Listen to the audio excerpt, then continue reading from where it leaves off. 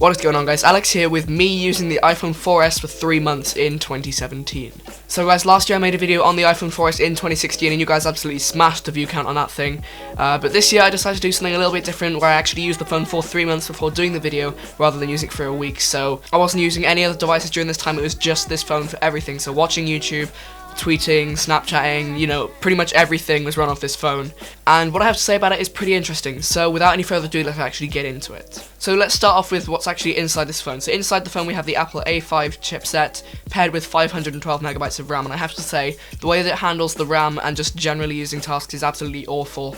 And just simple multitasking things, say if I was running the Photos app and the Settings app, if I double tap the home button to close one of them, it would just take an absolute year to do it. So yeah, simple tasks like just opening up Snapchat take an absolute year, and I really do hate it because it takes so long, and it's just irritating because I was using this for 3 months, and if you guys are planning to do this yourself, please don't, because you will actually end up trying to kill yourself by the end of it. The way that it just handles tasks is absolutely awful, it just doesn't run anything at all well. Opening Twitter takes like 5 minutes just to load, but I think you guys get the idea, it's just really not up to standard of what you'd expect for a phone this year.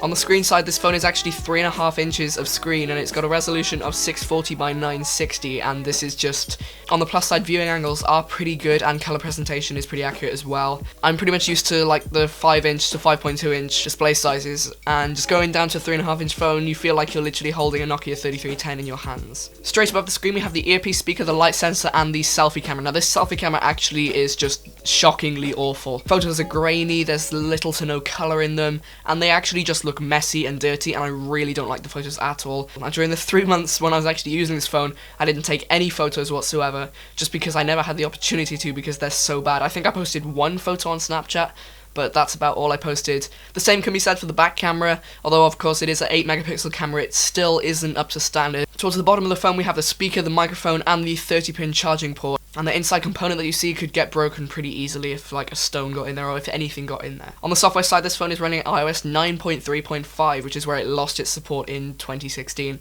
This software is a big throwback to iOS 9, and I really don't like it compared to iOS 10. The way that the phone actually handles the software is awful, just browsing through the UI in the built-in apps is really just shockingly bad.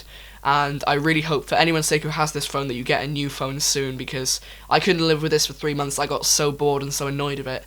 But using the phone in general is just actually awful, and it's so slow and laggy, and it's just shockingly bad. I really don't like it at all. And to anyone who is thinking of getting one in 2017, please don't.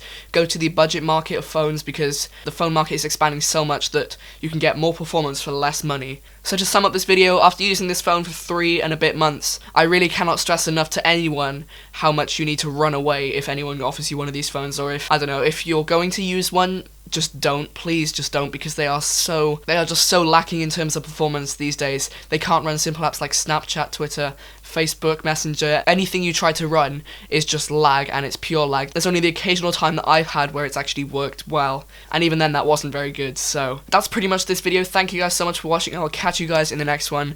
Be sure to subscribe for more content like this. I hope you like this video. Thanks for watching, and goodbye.